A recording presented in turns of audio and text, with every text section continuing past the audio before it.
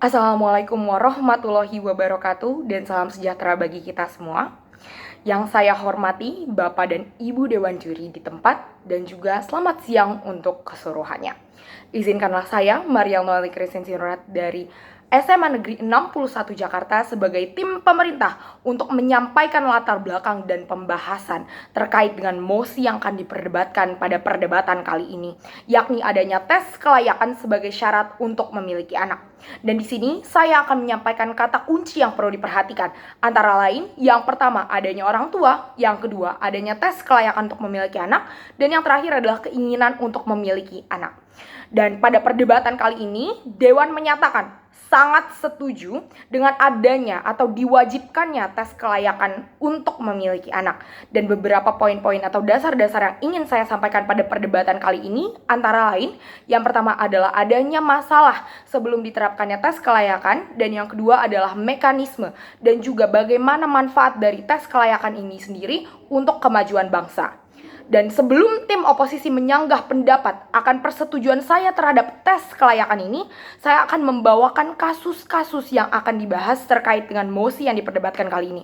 Dan yang pertama adalah banyaknya atau maraknya penyelewengan terhadap pasal 76B dan juga pasal 77B Undang-Undang Republik Indonesia Nomor 35 Tahun 2014 terkait dengan perlakuan yang salah dan juga penelantaran anak. Dan yang kedua adalah tingginya kasus kekerasan anak pada 3 bulan pertama tahun 2023 berdasarkan data yang didapatkan dari Bidang Pemberdayaan Perempuan dan Perlindungan Anak atau P3A, bahwa ada 49 kasus terlapor, bahkan pada tahun 2022 lalu ada sebanyak 192 kasus.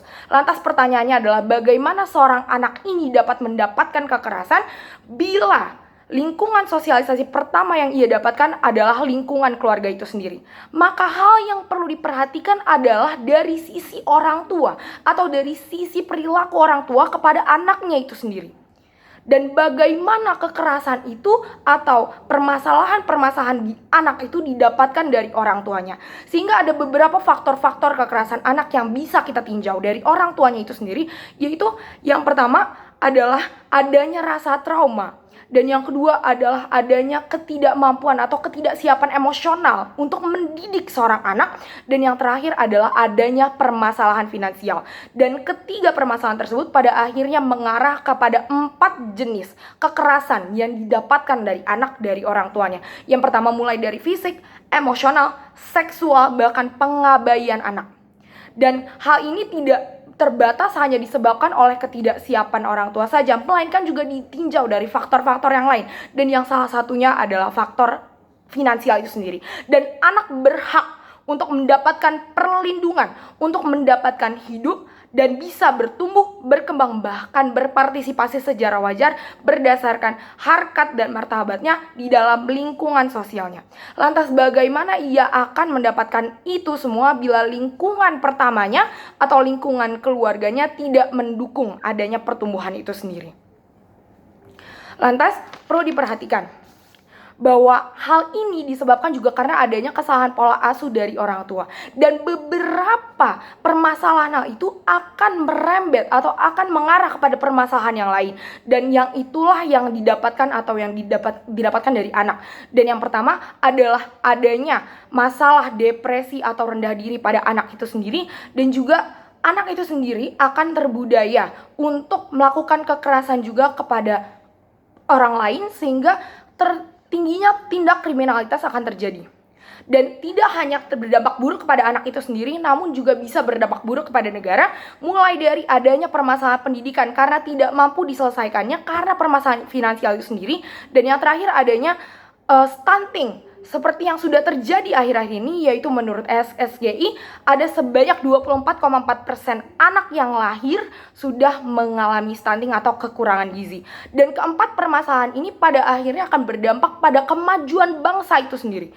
Sehingga penting bagi negara kita untuk mengerti bahkan melaksanakan tes kelayakan untuk memiliki anak ini. Karena tidak semua orang tua yang siap atau tidak semua orang tua yang ingin memiliki anak berhak atau layak untuk memiliki anak. Sehingga ada atau diperlukanlah tes kelayakan ini untuk mengarahkan bangsa ke darah atau ke arah-arah yang lebih baik lagi, ke arah yang lebih positif lagi. Dan sebelum tim oposisi menanyakan terkait bagaimana mekanisme dan pengaplikasiannya secara yang nyata, saya sebagai tim afirmasi akan menjelaskan bahkan sebelum argumen ini disampaikan bahwa kami akan melaksanakan tes kelayakan secara adil dan sesuai dengan pri kemanusiaan, yaitu pelaksanaannya tidak perlu memungut biaya, yakni harus ada kepedulian dari negara ini untuk menyisihkan anggarannya untuk pelaksanaan tes kelayakan ini.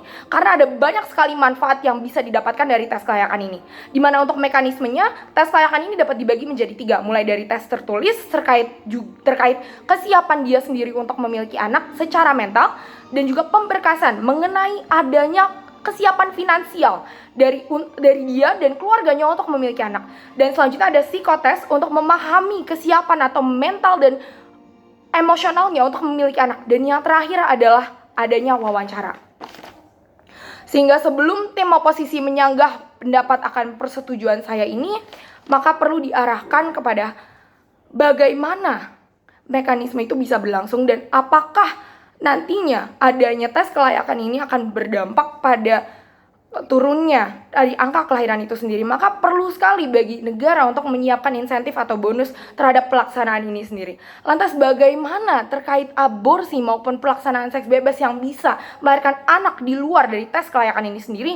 Maka hal ini sangat penting. Bila adanya tes kelayakan dan juga disiapkan pidana terkait tidak dilaksanakannya tes kelayakan ini, maka permasalahan-permasalahan seperti aksi prostitusi maupun kasus pelecehan seksual dan juga pergaulan bebas akan semakin minimalisir. Mengapa? Bila ada seorang anak yang lahir di luar dari tes kelayakan ini sendiri dan dia atau penyebab atau orang tuanya akan dikenakan pidana terkait dengan permasalahan hal ini, maka permasalahan sosial itu juga akan diminimalisir atau akan terminimalisir dengan sendirinya, di mana banyak sekali orang yang akan menghindari untuk melakukan aksi-aksi sosial seperti tadi.